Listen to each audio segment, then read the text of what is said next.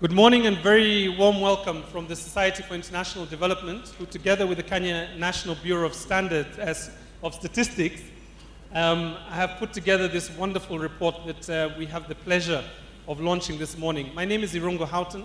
I am Senior Advisor to the Society for International Development, and it gives me great pleasure to be the opening MC for this event.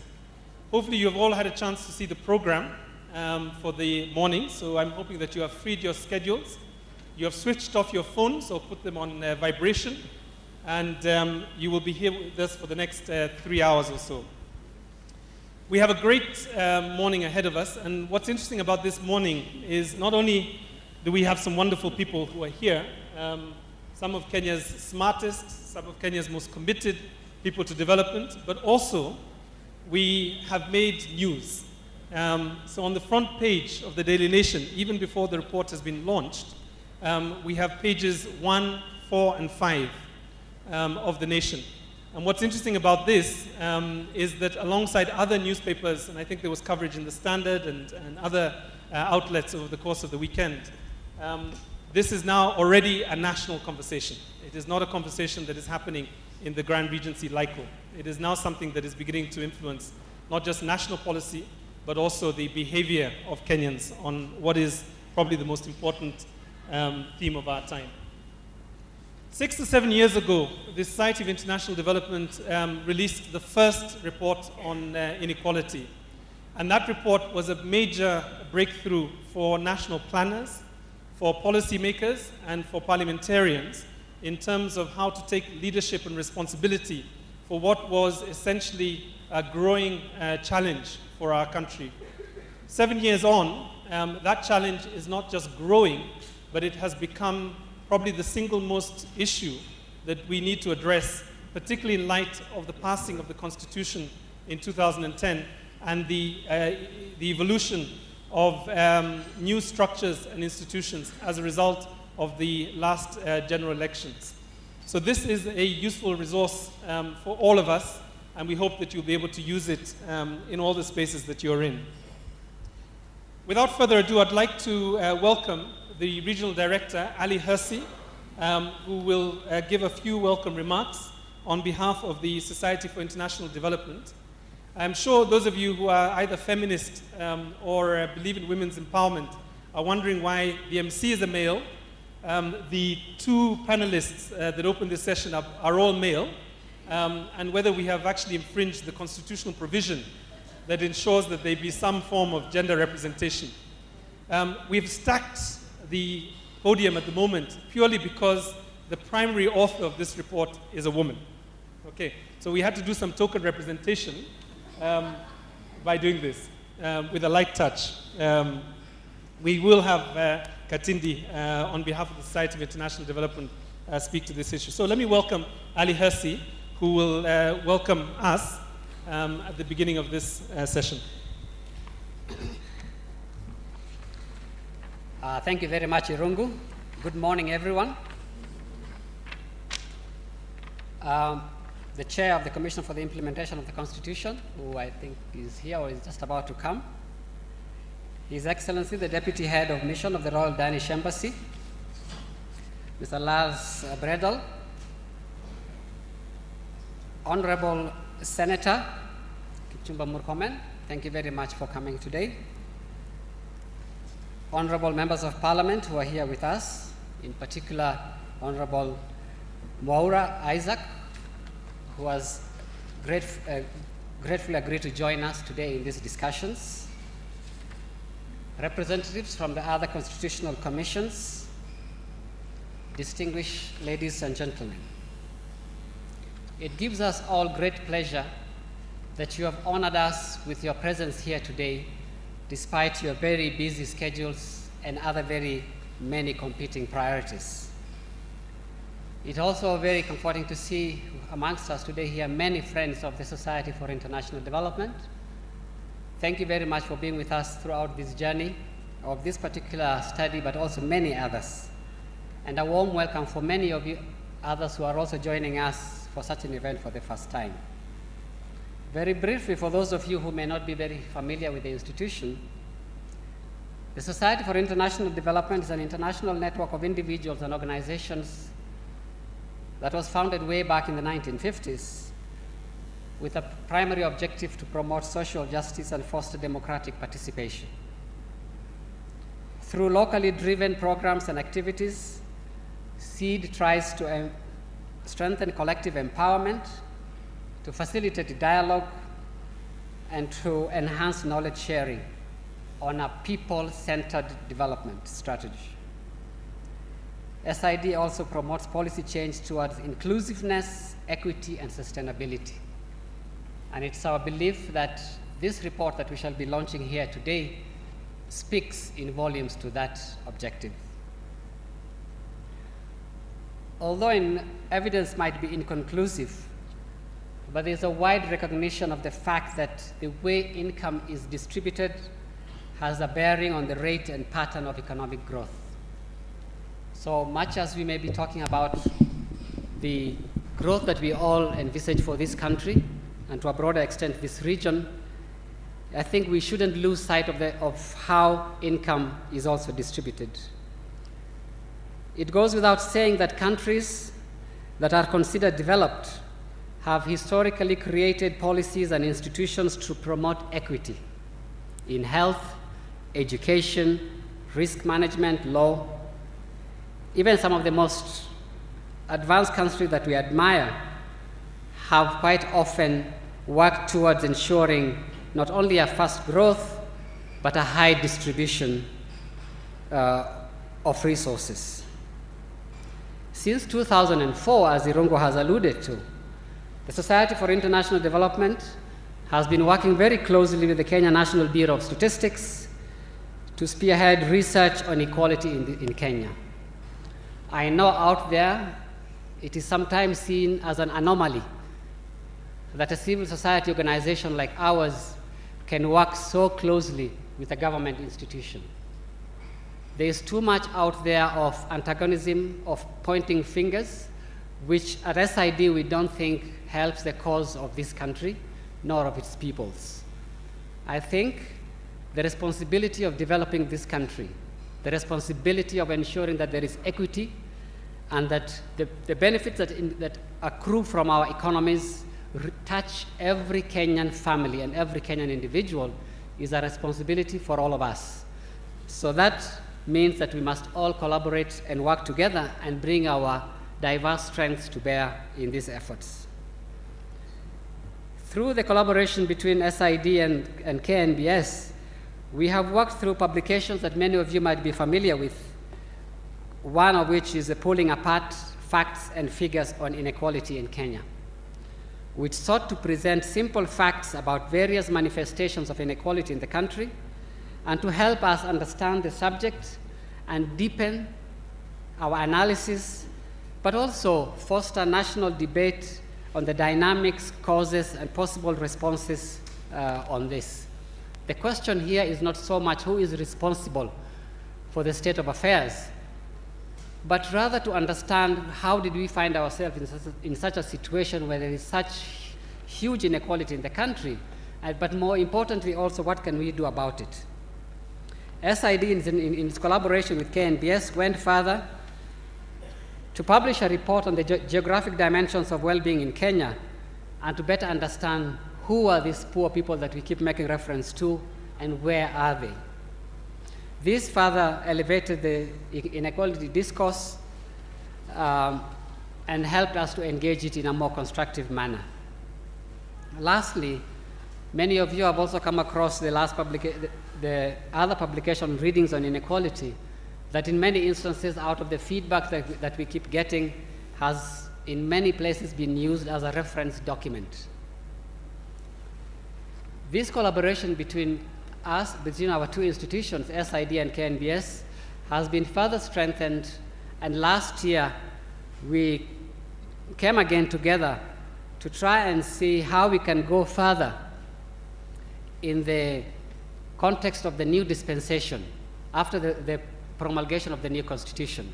Now that we have national governments as well as county governments, we felt that it was important to again revisit this question to be able and to understand better the challenges that we face as far as inequality is concerned, not only at the national level, but also at the county, constituency, and ward levels. The publication that we shall be launching today will be having facts and figures about this, and it is our hope that it will be found useful by government, by other stakeholders, by all institutions and peoples who are keenly following this question and would want to do something about it. We hope and envisage that this work will be particularly helpful to county leaders who are tasked with the responsibility of ensuring equitable social and economic development while addressing the needs of marginalized groups and regions. We also hope that it will help in informing public engagement with the devolution process and be instrumental in formulating strategies and actions to overcome exclusion of groups or individuals from the benefits of growth and development in Kenya. It is therefore our great pleasure that we have come here today to launch our latest publication, Exploring Kenya's Inequality, Pulling Apart or Pooling Together. Lastly, I would like to once again express our deepest appreciation and thanks to the Kenya National Bureau of Statistics for coming along with us on this journey and facilitating and providing us with the necessary data that help us conduct the analysis and tell the story that these dry numbers give. We would also like to thank most sincerely the Royal Danish Embassy in Nairobi for the resources provided to help us undertake this research and publish this report. We would also like to thank the Drivers of Accountability program under DAI, who have been the contract holders for this, for your continued support, for your understanding, for being with us in all the challenges that we have faced and being very supportive. Last and certainly not least, I would like to most sincerely thank my colleague, Katindi Sivin Jonja. It has been a long and difficult journey. It has had many ups and downs, but I'm sure you'll agree with me when you see the final product that this is a product that was worth all the troubles that we have gone. Thank you very much, Katindi, and congratulations for a job well done. Thank you also to all the other staff members, the other colleagues at SID who have contributed to this, who have provided the support, who have engaged with it, and who have also put together the launch here today. Thank you very much, and have a good day. Thank you very much, Ali. Let me invite the next speaker to also give a word of welcome. This is our own government institution, the Kenya National Bureau of Statistics, and it's less than, I think, 1 week since the Pan-African Day of Statistics. So this is a great opportunity for them to also just demonstrate the quality of the research that the KNBS are able to put together, and in collaboration with SID, the ability to generate a big policy debate in this country. So on behalf of the Director of the Kenya National Bureau of Statistics, I'm going to invite Paul Samoei, the Senior Manager for the National Statistical System of KNBS, to also give us a word of welcome. Karibu, Paul. Good morning. I'm here to represent our Director General, who has gone for a meeting at the Ministry of Devolution. I didn't prepare the speech, but we have been collaborating with the SID since 2004, when we produced a book entitled Pulling Apart. This book went into production in 2005, and it has been used in distributing the CDF since then. This collaboration has been working very well, and the product we are launching today is a product which it was conceived in 2012. The product has been worked using the statistics from the 2009 census and some data from 2005 Kenya Integrated Household Budget Survey.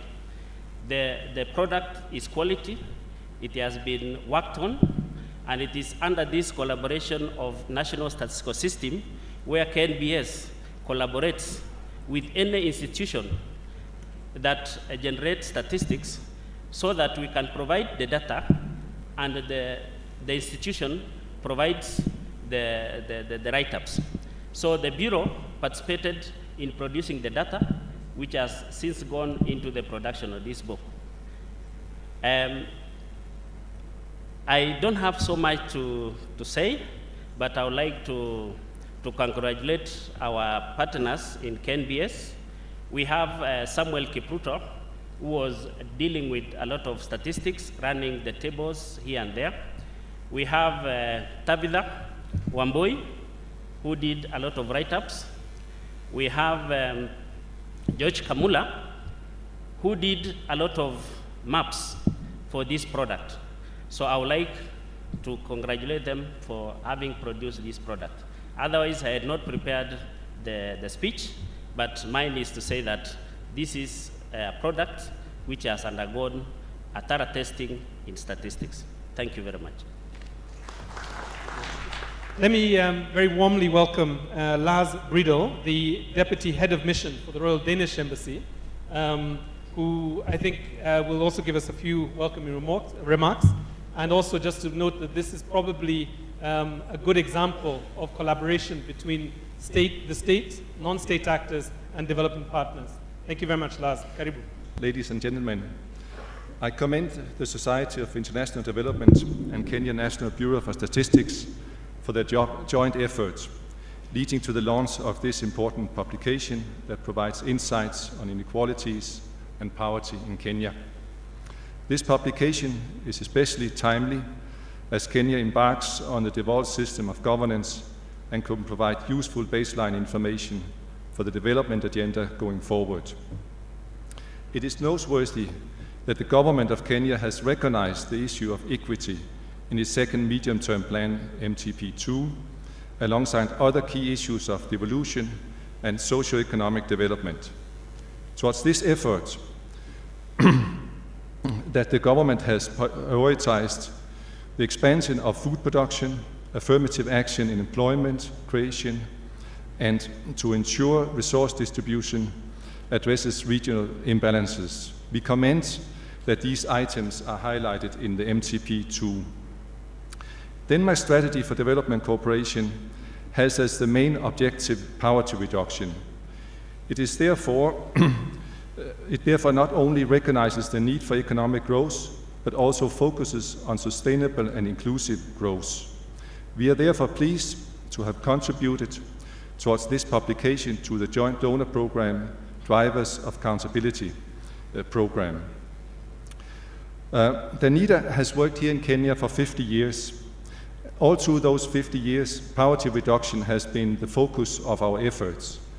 We have always worked with that objective, but we have worked with different modalities and different strategies. We are now in a very good dialogue with the government of Kenya and other Kenyan partners on developing the next 5-year Danita engagement in Kenya that will be aligned to the MTP2. We look forward to the outcome from this launch, from this program, and its dissemination process to inform our strategy. Good baseline data as provided by this study will enhance and make our development efforts more effective. In closing, I once again laud the Society for National Development and the Kenya National Bureau of Statistics for jointly undertaking this timely study, and I wish you a successful event. Thank you very much. Thank you very much, Lars. Now, we're going to invite Katindi to present the report for the first time. But before we do that, I think in the spirit that the report was developed, I'd like to create a little exercise that will hopefully bring you into the seat of being a researcher. So for the next 1 minute, what I'd like you to do is if you can take out a piece of paper, a blank piece of paper, and hopefully you have come with a pen. This is analog, so those of you who walk around with tablets and whatever, you can use your tablet. We want to ask for the tablet afterwards. But if you can just take out a piece of paper and a pen. And yes, I'm serious. Very serious. Okay, an exercise of this nature has taken many, many months, many, many days of research, And it's really an exercise in appreciative inquiry. So what I'm going to ask you to do in the next 1 minute is to write down as many facts, not stereotypes, not perceptions, as many facts, don't start, as many facts as you know about inequality in the next, let's say, 90 seconds. Okay, I haven't said go, don't start. This is the problem with Kenyans. By nature, there are already people thinking, okay, where's the ballot papers, the ballot boxes, and so on. Okay, please keep to the rules. There is a prize for this, right? And it is one of a kind. Okay, it's not a Mercedes or a free credit for a year, but it's as important. So in the next 90 seconds, please write down as many facts as you know about inequality, starting now. Your neighbor will mark your page, so please do write. 90 seconds, or 88.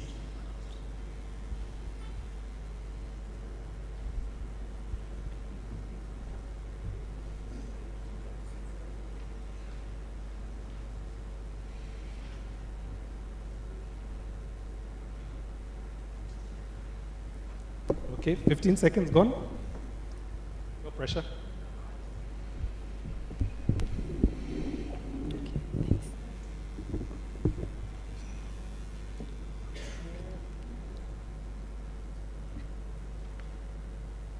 As many facts.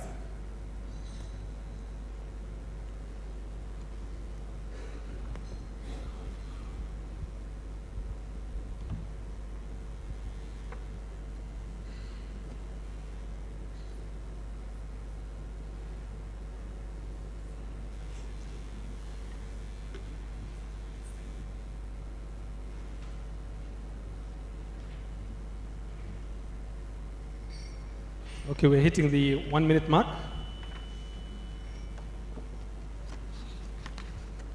If you're at 5, you might want to apply for a long distance program in the University of Nairobi or the Society for International Development right now. Okay, another 15 minutes. Sorry, 15 seconds.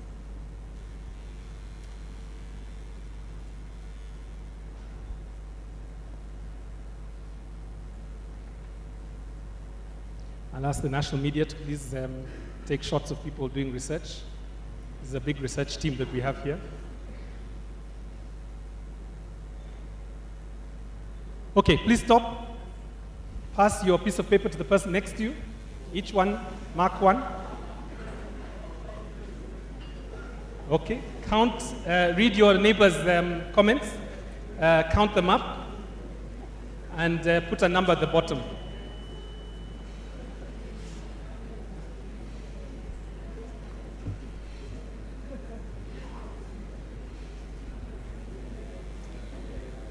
Okay, so the first part was analytical, the second part is statistical. No, okay. Please note. Okay, I think we're there. We can't see me. Is there anybody who has more than 10? Please raise your hand. More than 10 facts about inequality in Kenya. Okay, more than 5? Okay. Oh, gracious. Okay. Raise your hands like you had breakfast. More than 5? Okay. Keep your hands up. More than 7? Keep your hands up. More than 8? Keep your hands up. More than 9? Keep your hands up. More than 10? Keep your hands up. More than 11? 12? We may have a winner. Okay. Now, can I disqualify some people? Anybody whose name appears in this book cannot be part of this exercise. Okay, if your hand is still up, then I assume that it's still relevant. So we have 2. Would we? 12, huh? How many do you have? 12 and above. 13? 14? Okay, there's a bit of tallying taking place here. I'm sure the Supreme Court will be involved. 13, 14? 15? 16, 17, 17, okay. Ada, can you please introduce your winner? The winner of the day is Elizabeth from NESC. She has 19 cupcakes. Okay, this is the prize. The first copy of the full report signed by the author, Katindi CV Jonjo, goes to Esther from NESC. Isn't that reassuring? It's NESC. Elizabeth, sorry.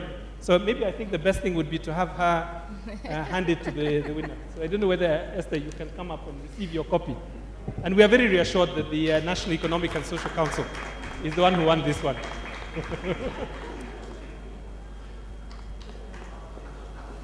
Okay, please, a round of applause.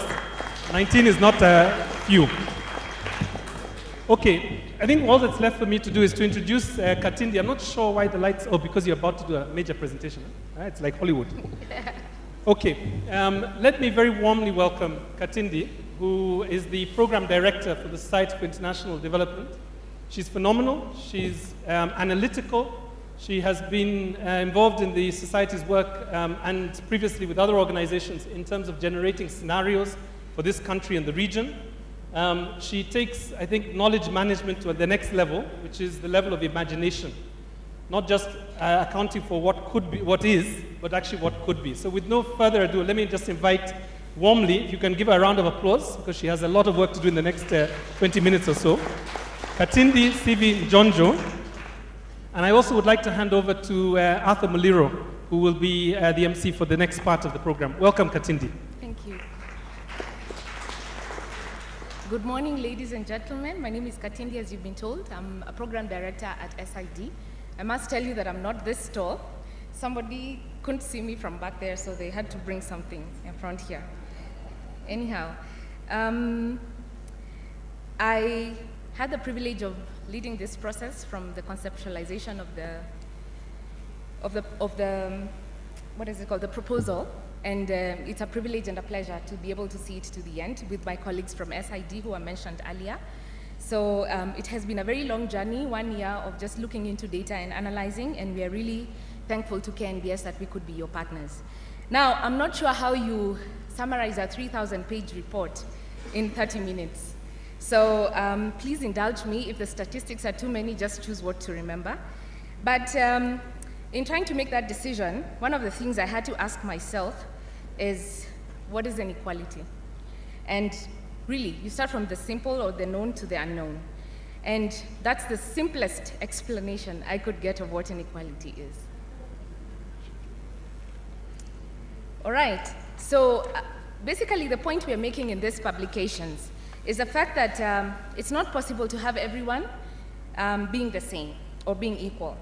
That inequalities will always exist because not everyone is equally able to take advantage of the chances or opportunities that come along. So for example, if you're siblings, some will be taller than others, others will be, a bit bigger than others in some way, and yet you're getting the same resources. So what we are saying is that it's not possible for all of us to be equal, but the point we are making is that all of us need a fair chance to be able to make it in life. So if you look at the pictures, the one on, I don't know which side now, the one written equality, if, for example, you give people, yes, equal equality sometimes doesn't mean sameness. So if you look at these three people, they're in different circumstances, if you may. They all need to see this gain, but for you to be fair, or for it to be fair, what has to happen is that the shortest person has to get many more resources for them to be able to actually get a fair chance like the first person. So this is a major point we're making in this report. So why inequality? I think we are making 2 points in this regard. The first regard is that inequality is important for ethical reasons. Now, the way the social, economic, and political benefits are shared in a society is a reflection of fairness. So if a society seems to favor a particular region or class or ethnic or any other group, there's a probability that will be a problem. If what is called vulnerability or being deprived also seems to be passed on from one generation to another, then also that becomes a problem. So there should be a reasonable chance that a person born without advantages can actually work hard and be able to excel. The second reason is that there's need for instrumental reasons, there's need to look into issues of inequality. So inequality has negative impact on poverty reduction, economic growth, and the country's stability. Now, the first case we are making here is the fact that more unequal, or rather countries that are more unequal, experience less poverty reduction for a similar level of economic growth. There are studies that have been done. The first one I quote was actually quoted by The Economist earlier this year in June. And they say that a 1% increase in incomes in the most unequal country produces only 0.6% reduction in poverty. But in the most equal countries, the same 1% growth yields about 4.3% reduction in poverty. So what we are saying is that equity is important for us to be able to deal with poverty reduction. A second study was done, and it was also simulating a few things. So in a situation where you have a 2% growth rate and poverty rates of 40% in a low inequality country, that you would take about 11 years to have poverty. But with similar circumstances in a more unequal country, you will take about 35 years. So it is important for us, if we need to deal with poverty in this country, we have to think about issues of inequality. I think the second thing we want to say is that there's an interesting relationship as well between poverty reduction, inequality, and economic growth. And it has to do with the type of growth. In China, for example, one of the things that was found out when they were looking at issues of growth and issues of inequality is that in certain places where the growth was, in a sense, orchestrated by agriculture, there was actually much more reduction of poverty and inequality. But when the growth was by other sectors, the inequality didn't reduce as fast. So what we are saying is the kind of growth that happens in a particular place is also important in terms of being able to determine whether poverty and whether inequality will be reduced. A third point for us, and I think this is important for people who are going to work, especially at the county levels, because they're tasked with the responsibility of actually trying to develop the places and, in a sense, bring them to par with the rest of the country. But the third thing is that, and this I think is very common knowledge, persistent inequality between different groups can create bonds among those who are disadvantaged and allow them to unite in violent activity. So a reduction in inequality, therefore, can reduce these grievances, and in a sense, the marginalized groups don't have to coalesce around their grievances, and in a sense, that become a source of conflict. And I think as you go through the report, one of the things you'll begin to see is actually a correlation between the most unequal counties actually have much more violence than some of the correlation is there in one way or another. Now, why inequality in Kenya? For us, I think there are three reasons: for historical reasons, because the law says so, and for necessity. I think, let me not go through the history. SID has been involved in inequality since 2004, and we have quite a number of publications. So this is going to be the fourth one, and that of course is done in conjunction with with the KNBS. The law, the Constitution, and I'm sure most of you know this perhaps better than I do, but if you read Clause 201, the public finance system talks about promoting an equitable society, promotion of equitable development, and expenditures need to be oriented towards addressing the needs of marginalized groups and regions. Clause 203 talks about allocation of resources to be guided by developmental and other needs of counties, and the need for affirmative action, the need for economic optimization of different counties. And then there's Clause 205 that says an equalization fund will be able, of 0.5%, will be collected and distributed for places that need a lot more services like water, roads, health, and electricity. So there is an obligation for at least all of us to be working towards equity in this country. And then for necessity, because if you look at the history of Kenya, Kenya in the recent past has been growing, and it has registered remarkable economic performance. And is in the region that is one of the most fastest growing in the world. But if you look at Kenya and the neighbors, we also have extreme poverty, and that has not been eliminated since independence. Then inequality, of course, has persisted, and in a report that was done by UNDP in 2010, Kenya was actually ranked 10th, most unequal, low-income country in the world. So again, that tells you that we're not doing too well, and some regions in Kenya, for example, have Human Development Index of countries like Seychelles, and others have very low human development index of countries like Afghanistan. And I don't think it's fair for us to coexist with such differences. So out of this work and out of the massive data that we received from KNBS, we were able to produce 3 reports in 1 year, and I think that's an achievement to both SID and to KNBS. So the focus of this report, basically, because of the amount of data that we have, we felt it was important for people. Of course, our interest was in equality, but this data is so comprehensive because it covers the counties, the constituencies, and the wards. And so it's so comprehensive that anybody from any sector looking for disaggregated data actually has something to work with. So we decided that we could do a surface, sort of like analysis of inequality, and present the data or the publications to all of you so that you're able to use it however you wish. So it is a baseline study, and it's based on the census 2009 data. Then in what we have done with the reports is to compare, in terms of inequality, different counties, or rather what we call inter-county inequalities. So looking at different counties and how they rank in terms of different services and so on, and then intra-county inequalities, because those we never talk about quite a lot. And intra-county, by intra-county we mean within one county you can actually have people living totally different lifestyles. And so we want to bring that out so that we begin to deal with these inequalities. Now the report has 2 parts, mainly what we call the money measures of inequality. So you have your Gini coefficient, and you have consumption.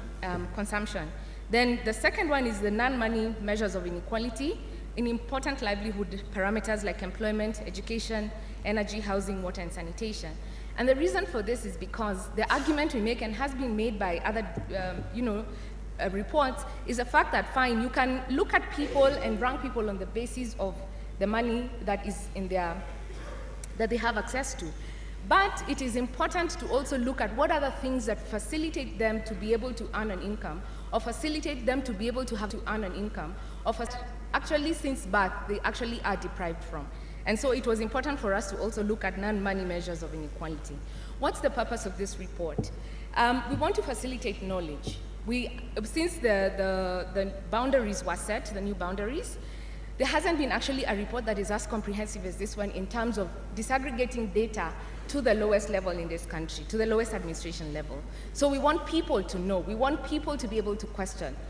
Then, and then again, because people, especially Kenyans, okay, I don't know about other countries, but people like talking about things as if they are fact, but they are perception. So we want people to have facts and to be able to talk about these things from a point of knowledge.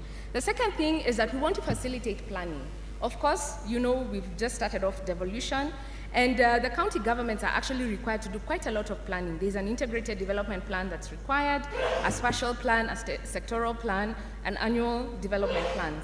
So it is important that as these people plan, they have to know how to plan, basically. A lot of these people have never even been in development work, and they are now giving leadership to counties. So it's important for them to be facilitated in that regard. So, and the other thing is benchmarking, because we want to provide a basis for assessing the changes that have occurred. We are thinking about the next election, for example. How will citizens rate their county governors or their leaders at the grassroots? It's important that people have a basis and to even understand what has been done in this place and how far have we moved in terms of progress. Then we want to facilitate citizen participation and social accountability. We want citizens to be able to demand for services. We want them to question the rationale of projects and expenditures as well. We want citizens to have an opportunity to, of course, assess the allocation of resources and so on, and even to assess how their livelihoods have improved. And lastly, I think we want to also facilitate revenue allocation and other policy frameworks. This data is so comprehensive, and I remember when CRA, and I think they're here to sort of like defend themselves, when they did their first formula, they said that one of the challenges they had is that the formula wasn't, well, because there was a lot of uproar, but they said that data was a challenge, and so they won't have an excuse next time. Then the equalization fund again, that was, as they were beginning to think about how to, of course, distribute that, they couldn't do it below the county levels, because again, there wasn't disaggregated data. One of the things we say in this report is that inequalities, especially as you go further down, inequalities become much more pronounced. And so when you, for example, do an equalization fund or divide it at the county level, you actually miss the point, and sometimes you will ignore the people that actually need the money most. And then, of course, government has the discretion to do conditional transfers and to address inequalities, and so it's important for them to use this data as well for that work. So what are the findings? And I know everybody is wondering, when will she get on with the data? So here comes the data. I'll start from demographics. And if you look at Kenya, 43% of our population is under 15. We have a big population of youth, that's 15 to 34 at 35%. And then we have a working age population of 53%. Now, the interesting thing about this is that Mandera, West Pokot, Wajir, Tana River, Samburu, Narok, and Migori counties have at least 50% of their population below 14 years. Now, another interesting thing is that, of course, these counties then have the highest total dependency ratios, but with the exception of Migori and Narok counties, the other counties are actually among the poorest. And what this tells you is that the age of the people in your county matters in terms of your level of development. So compared to places like Nairobi, Mombasa, Kirinyaga, where you have only about 30% of your population being under 14, and these counties are actually among the richest. I know I'm not going to be very popular with politicians on this second one, on the numbers of, or the proportion of household members, because politicians want people to give birth to many children so that they can get more votes. Now, if you look at Kenya, about 41 or 42% of us have about 3 household members and below. And we have about 20% of our population with 7 members and above. Now, more than half of households in Mandera, Wajir, Turkana, and Garissa have 7 plus members. These counties are also among the poorest. So there's actually a correlation, of course, between the number of children you have and the, in a sense, quality of livelihood. And conversely, again, if you have the households or the counties that have most households with less people are among the richest. Do the math. I think there's a policy issue right there for some counties. And you know, counties have been doing all these investment forums to enhance development. But part of that development is not going to come if your county has too many dependents. The second issue is poverty. And in the poverty data, one of the things, of course, that comes out is that nationally poverty has reduced from 45 to 45.2 from 46% in 2005, 2006. The places with the highest poverty levels, or the most severe, is the north and the coastal regions. But the north is really number one. So they're about, the north is about, or rather in Turkana, for example, there are about 4 times the number of poor people compared to Nairobi. So poverty in Turkana is about 75% compared to Nairobi, which is 21. One can argue that that is unfair, but we're living in one country. Should people be that deprived? I think that's the question. So Turkana East is the worst at 93%, and it's 9 times poorer than the best ranked county, which is Embakasi West. I'm sure everyone is wondering, why not, the currents of this world and so on. So I'll leave that to your report reading. Then consumption. The monthly household consumption share in Kenya of the 5th quintile. Okay, what this report does is to look at, in a sense, consumption, of course, is used because a lot of people lie about their income. So when you look at consumption, you group people into equal portions. So we have 5 portions, what we are calling the quintiles, and we are looking at what percentage of people are in those quintiles if you take the total population. So if you look at Kenya, the 5th quintile, which is now I don't know which blue to call it, but it's 35.7, compared to those in the 1st quintile, that is 9.8. So basically what we are saying is that the monthly household consumption share in Kenya of the 5th quintile is about 3.6 times the first one. And in urban areas, the inequalities really show, because those who are in the 5th quintile, those who consume much more, compared to those who consume the least, in a place like Nairobi, it is 690 times. In Mombasa, it's about 75 times, and in Kiambu, it's about 22 times. Then you look at the Gini. This is just a way of computing inequality. And from the Gini, one of the things that comes out is that Coast Province actually has the highest inequalities in Kenya. That is Tana River, which has about 0.6, then Kwale, which has 0.6 as well, and then Kilifi also has 0.5. So we found that interesting, and one of the explanations as we were trying to talk about this is, of course, the tourist influence and the kind of investment that goes in there. So you have such a divide between the investors and also the local people. Then the most equal county, guess where? Turkana, which is your poorest. So everyone in Turkana is poor. Yeah, and then Narok and West Pokot. But interestingly also, we are looking at equity from another point of view. Apart from the Gini, we are talking about the ratio of the top decile to the bottom decile. And if you compute those, Narok, West Pokot, Bomet, and Nandi also come out as the most, some of the most equal counties. Then there are 12 counties where 50% of the population spends 1,440. This is per month. 50% of this population actually spend less than 1,440 shillings per month. Now, the shoes that all of you are wearing don't cost anywhere close to that. It's much more than that. So we have Turkana, imagine, 77. If you actually do this for Turkana, if you do this per about day, I think it's like, I don't know how much. But anyway, Turkana, Wajir, Mandera, Tana River, you can see it for yourself.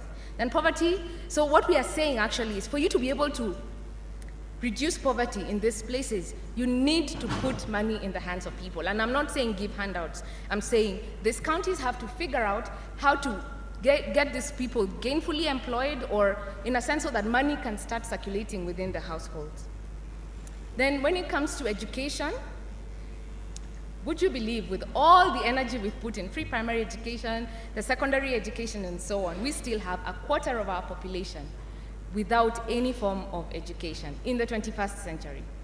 Then we have only 52%, half of the population only has primary education. So if you have secondary education and above, you're actually among the few. You are only 23% of the population. Okay?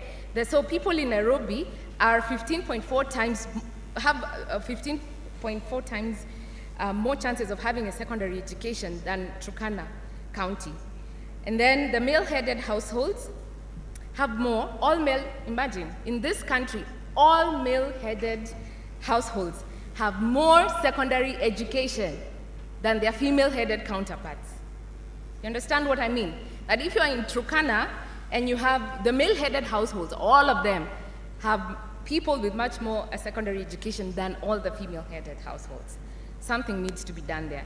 So the counties with the highest share of primary education, interestingly, is in Western Province. So they need to tell us why they're stopping at primary. Then the share of people with secondary education or above is highest in Embakasi West, which is 79%. And this is, if you're from Loima, as in the difference between someone in Embakasi and someone in Loima, the chances of having a high school education is actually 79 times. But interestingly, if you're from Loima and you come from a female-headed household, your chances of getting a high school education is actually drops to 120 times less. So I think something has to be done there in terms of education. Then Kajiado County has the highest secondary education inequality within the county. So you have Ongata Rongai having the highest, while you have Mosiro with the lowest. Again, when we look at the outskirts of Nairobi that are urbanizing quite fast, what does that mean for the other places in the county that are more rural? Then one way to think about inequality in education is also to compare the people who have education in the county and those who do not.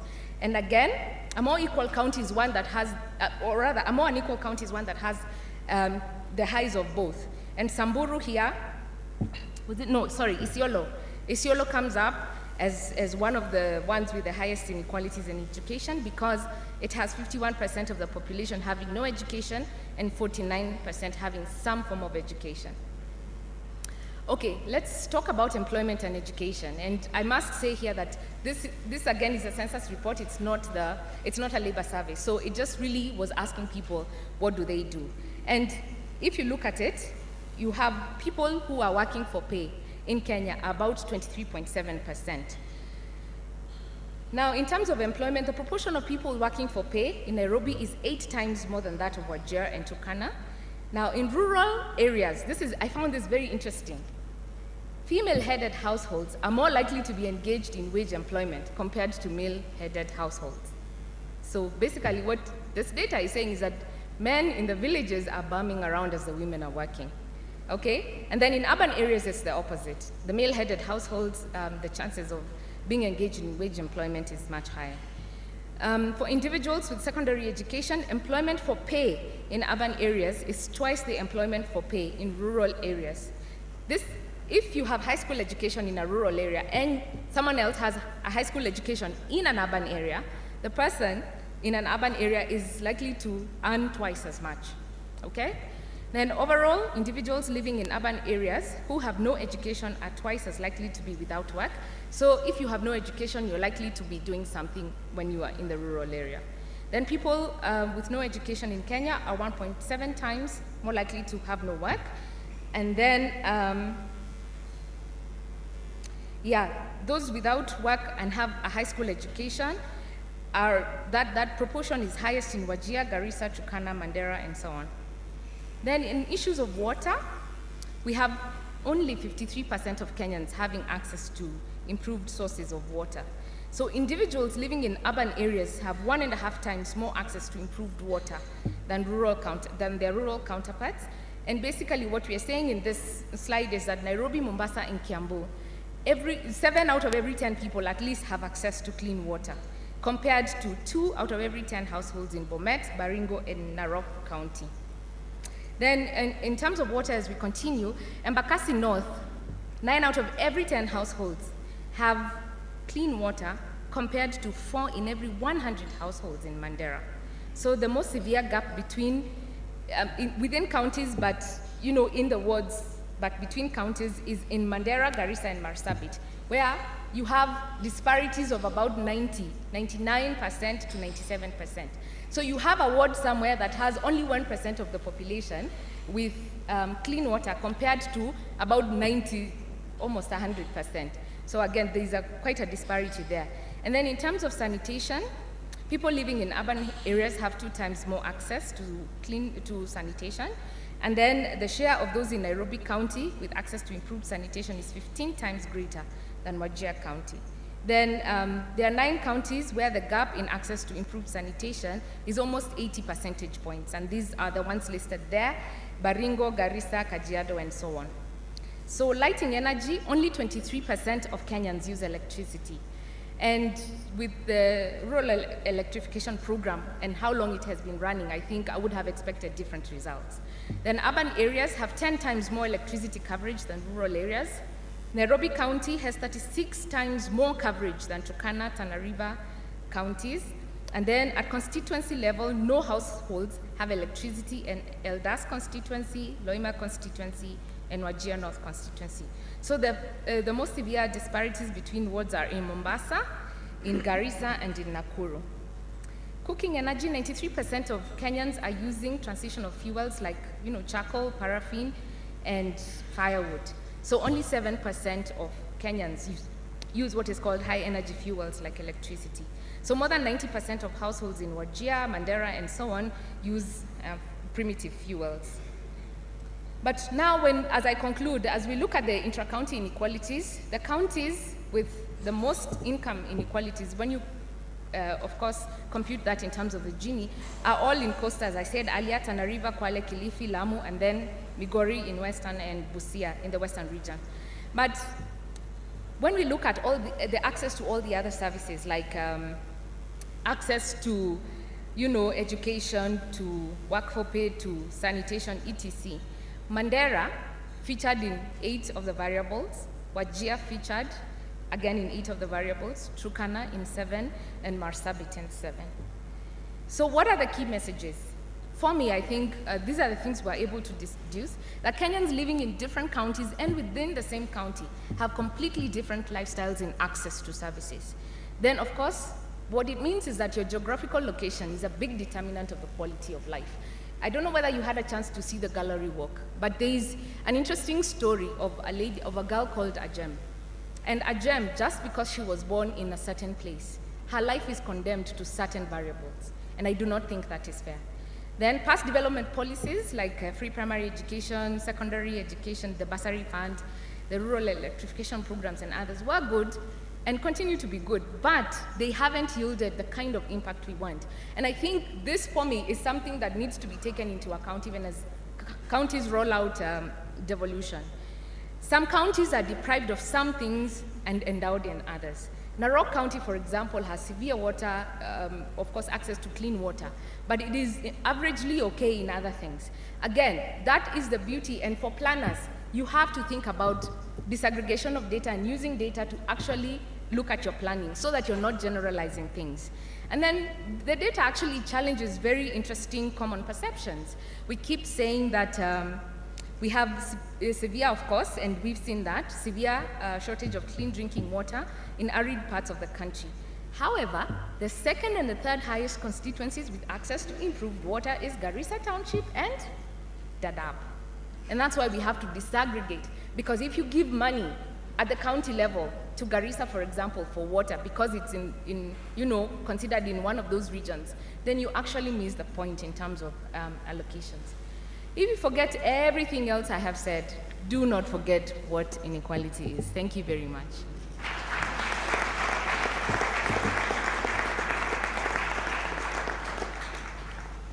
Thank you very much, Katindi. Maybe we need a bit more light in the room. Do we have the people at the back or wherever the switches are? Can we please have another round of applause for Katindi?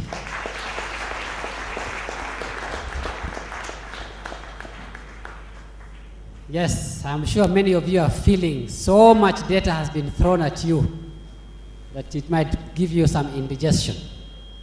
But don't worry, I think once you get the reports, and these reports will also be on special websites, you can engage with them at other times as you go along, get to the details that you want and all.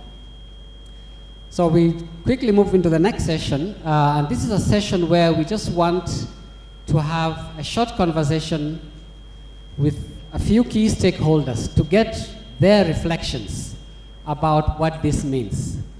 May I now take this opportunity to invite the Honorable Senator Kipchumba Murkomen, who is also the chairman of the Senate Committee on Devolution. Please.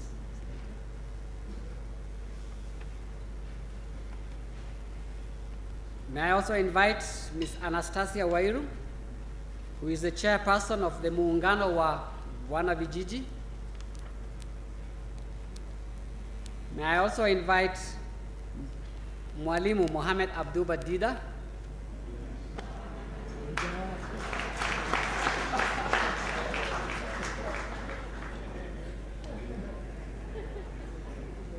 we were also to be joined by Honorable Maura Isaac, nominated MP. I don't know whether I have missed him somewhere.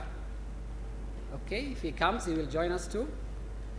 May I also invite the Executive Director of the East Africa Institute, Alex Awiti.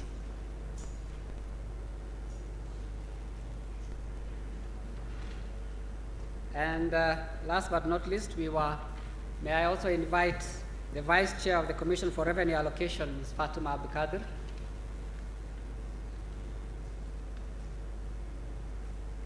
Is she in the room?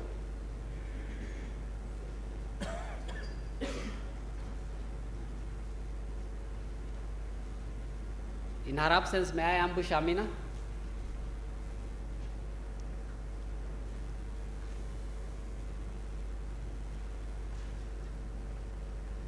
So, we also are honored to have Commissioner Amina from the CRA.